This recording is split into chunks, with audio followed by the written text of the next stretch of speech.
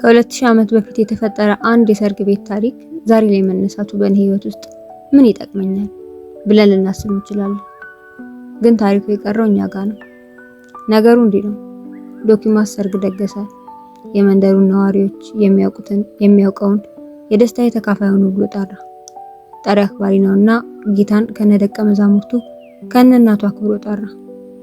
ዶኪማስ አስቦበትም ባይሆን እዚህ ጋር የብልህ ሰው ስራ ሰራ። እሱ ምንድነው ካላችሁ ጌታንና ማርያምን መጥራቱ። ምክንያቱም ሰርጉ ተጀምሮ እስኪያልቅ ድረስ ደጋሹ ደስተኛ ነበር። ጭንቀት አልተሰማውም፣ አልተሸማቀቀም። ፊቱ ላይ ደስታ እንጂ ተዋረድኩ የሚል ሰቀቀን ለአንድም ሰከንድ አልታየበት።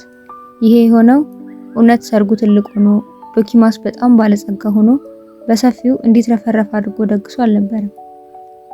የጥሪ መልእክት ያስተላለፈበት መንገድ ትልቅ ስለነበረ እንጂ።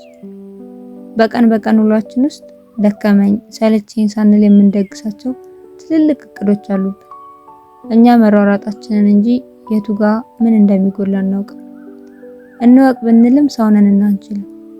ዶኪማስ ሰርግ መደገሱን እንጂ ወይን ሊያልቅበት እንደሚችል አልገመተም ነበር። ግን እንኳን አላወቀ።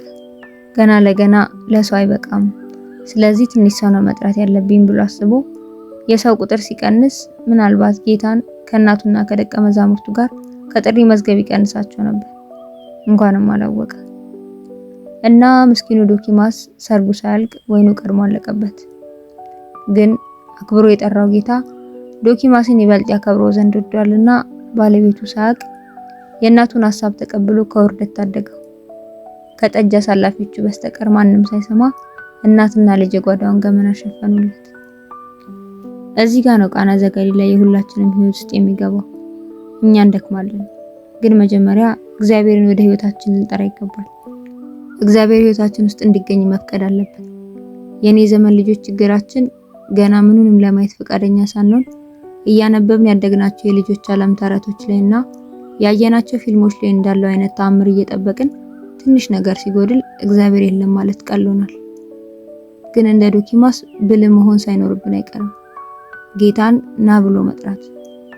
እኛ በዚህ ትንሽ የአእምሮአችን ተብሰልስለን ያልደረስንባቸው ያላየናቸውን እንከኖቻችንን እርሱን ካልጠራን ማን ሊሞላልን? ነህምያ እንኳን ኢየሩሳሌምን ሊሰራ ሲነሳ እኛ ባሮቹ እንደክማለን የሰማይ አምላክ ያከናውንልናል ነበር ያለው። ብልጥ ሰው እንዲህ ነው፣ ቀድሞ የሚጠቅመውን ያውቃል። እዚህ ጄኔሬሽን ላይ ደግሞ ፐርፌክሽን ስለሆነ ትልቁ ራስ ምታታችን ያለ ጌታ ፐርፌክት መሆን የለም። ስለዚህ ና ልንለው ይገባል። ልባችንን ለእርሱ ልንከፍትለት። ልክ ዲያቆኑ በቅዳሴ ላይ በመቅደሱ ደጃፍ ላይ ቆሞ አርዑ ኆኃት መኳንንት ብሎ የመቅደሱን መጋረጃ እንደሚያስከፍተው የክብርን ንጉስ ይባ ንጉሰ ስብሐት ብለን ልናስገባ ያስፈልጋል። የዛኔ የቃና ዘገሊላ ታሪክ በገሊላ የተፈጠረ ብቻ ሳይሆን በሁላችንም ህይወት ውስጥ የተከፋፈለ እንደሆነ ይገባናል። ቅዱስ ዮሐንስ በወንጌሉ ምዕራፍ 2 ላይ ይሄን ታሪክ ሲጽፍልን የድንግልን ምልጃና ክብር የጌታን ተአምር ሰምተን እንድንቀር ብቻ ሳይሆን ጌታን ወደ ቤታችን፣ ወደ ስራችን፣ ወደ ትምህርታችን፣ ወደ ጓደኝነታችን፣ ወደ ሁሉ ነገራችን የመጥራትን ጥቅም ሊያሳየንም ጭምር ሳይሆን አይቀርም።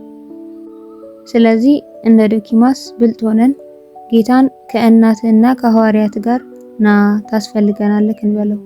ከዛ የቃና ዘገሊላ ተአምር በእኛ ህይወት ሲቀጥል እናየዋለን።